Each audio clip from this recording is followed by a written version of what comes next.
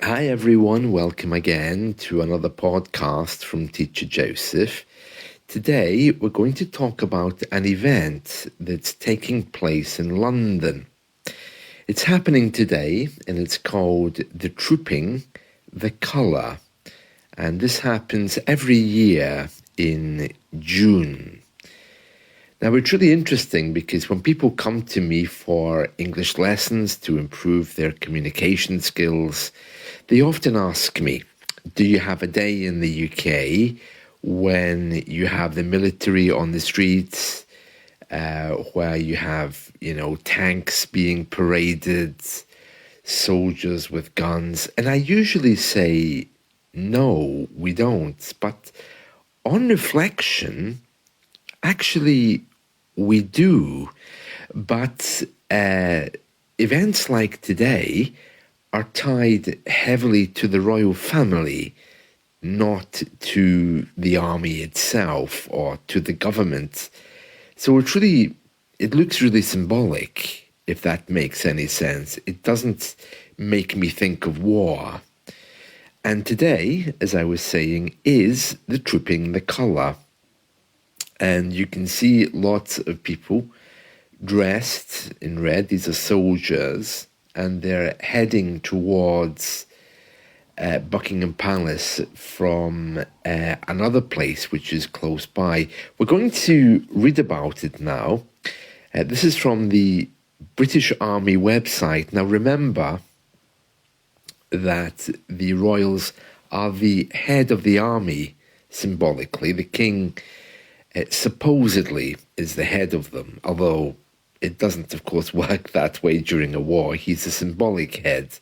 But let's read what it has to say about Trooping the Colour, which is happening today. It says, the official birthday of the sovereign is marked each year by a military parade and march known as Trooping the Colour, or the King's Birthday Parade. The event takes place each June on Horse Guards parades, Whitehall, in front of crowds of onlookers, as well as being enjoyed by millions worldwide. The troops participating in the parade are drawn from fully trained operational officers and soldiers from the Household Division. So if you've ever been to the UK, Buckingham Palace, there's a few roads close by, and one of those goes up to Horse Guards Parade. And close by there's a lovely little cinema and theatre called I can't remember now, but anyway, if you're in Trafalgar Square and you walk down the steps, you're almost at both that little cinema theatre place as well as the Horse Guards Parade. Is it the ICA? The Arts Centre? Is that what it's called? Anyway, it goes on to say here, regimental flags of the British Army, historically described as colours, are consecrated and display insignia worn by soldiers of the respective unit, along with the unit's honorary distinctions or battle honours. And then it tells us a bit about the history, because in the past, of course, if you imagine any battle happening, the battlefield is going to be quite smoky. There'll be a lot of smoke, so it's not always easy to see your group's flag. So the bright colours that they were wearing in those days was a way to easily identify who your group were and who was the enemy. And it goes on to talk about that. It says, historically, the primary role of a regiment's colour was to provide a rallying point on the battlefield. So that places ceremonies like this firmly into history. And I think there's all kinds of connections you can make there. But it says the ceremony of Trooping the Colour is believed to have been performed first during the reign of King Charles, 1660 to 1685. And they're saying here that that actually happened in 1748. Well, that's a bit confusing. It says it was first performed during the reign of King Charles. He reigned 1660 to 1685. And then it goes on to say in 1748 it was determined this parade should mark the official birthday of the sovereign. Right, so it happened first of all in the reign of King Charles, but then later in 1748 they declared it an annual event. Interesting. So it happens each year, and I'm sure you can catch it on YouTube or on social media somewhere. And if you are interested in learning more, army.mod.uk/events can bring you up to date on that. So very interesting, the trooping of colour.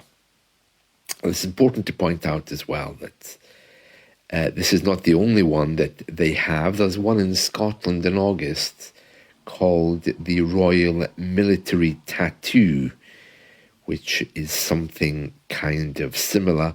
But I'm just looking here. It says, according to one of these historical websites, the first ever trooping the colour was in ancient Egypt in 3000 BCE. Oh, that's very interesting, isn't it? And, well, yeah, that's... it says here, experience the grand spectacle of thousands of soldiers and musicians marching in precision. Oh, yeah. I know that later today they will have a flyby.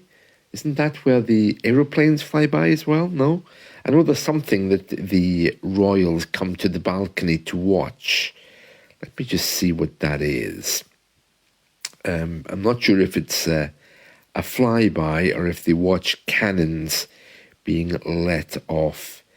So it says the day's visual story begins with the royal procession travelling from Buckingham Palace to Horse Guards Parade.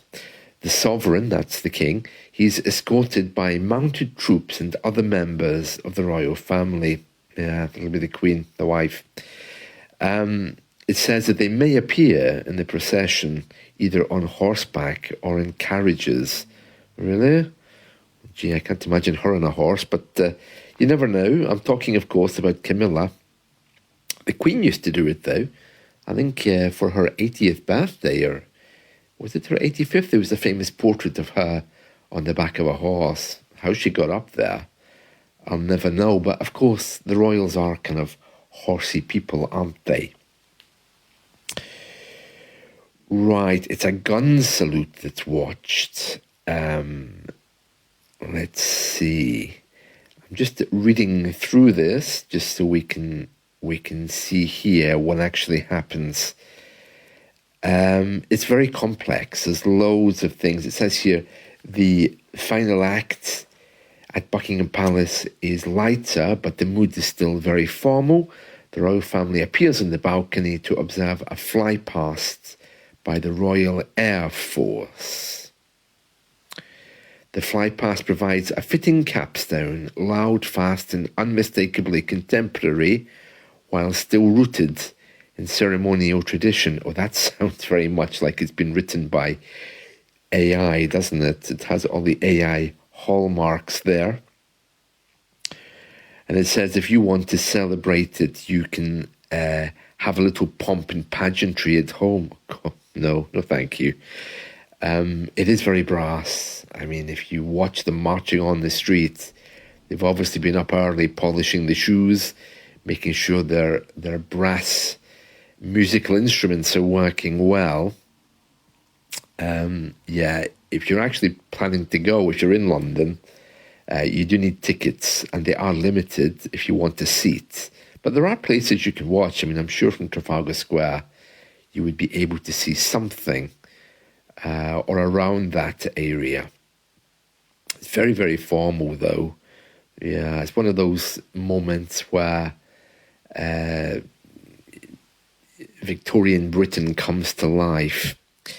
It says here, a good way to celebrate from home is to watch with the sound up. Oh, no, I don't think I'll be doing that. And it says you can make your at-home parade. Jeez. Yeah, find an old lady, put her on a horse. Yeah, and call her the Queen Consort. But the king as well, I mean, he's getting old, isn't he? So I don't know how he gets up there, but I suppose they have people to help them on and off the horses. They were kind of designed for that anyway, weren't they? It says here, music lovers can also make Tripping the Colour a reason to explore military band traditions. Oh, really? All you have to do is to embrace its spirit, orderly spectacle, respect for tradition, and a shared public performance. Yeah, I'll give that a miss, thank you. I might watch it on TV, though, just to see what they're doing. So that's happening today, the Tripping the Colour. Now, important to mention here, it's not called Tripping of the Colour. I remember being told off for putting a preposition in there that shouldn't be there when I was at school. It's just Tripping the Colour, not Tripping of the Colour, even though it's the colour that's marching before you with the soldiers' uniform. So there we are, Tripping the Colour. Buckingham Palace today, and that'll be on probably all over social media later. So if you do watch it, I'm sure the BBC will be broadcasting it live. They usually do, with someone sitting on the studio, you know, talking about the colours the Queen and King will be wearing today. I put the Queen first there, but of course it should be the King and Queen because she's the Queen Consort. Enjoy your day, everyone. And remember, if you like podcasts like this, do remember to like and subscribe. See you. Bye.